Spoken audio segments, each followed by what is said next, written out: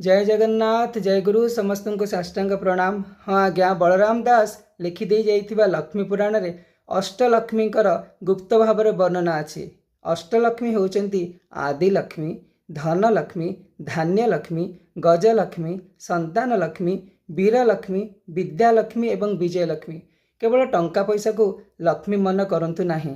आमे जो प्रत्येक दिन खाद्य ग्रहण करूचु धान्य जहाँ आमर भोक मेंटुची से मध्य लक्ष्मी।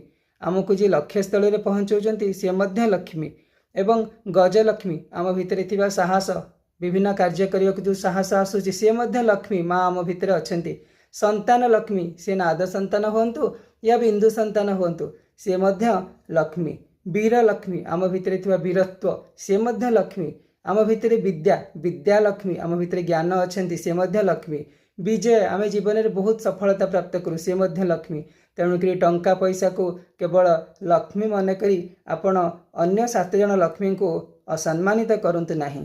प्राप्तस्य उपेक्षा अप्राप्तस्य अपेक्षा अर्थात आम पाखे जो लक्ष्मी माने अछंती विभिन्न स्वरूप रे तांकर असम्मान कले आमको धनलक्ष्मी मध्य असंतुष्ट हेबे। तेणुक संतुष्ट रुहंतु। लक्ष्मी नारायण को पाद तले मन रखंतु। हरि ओम।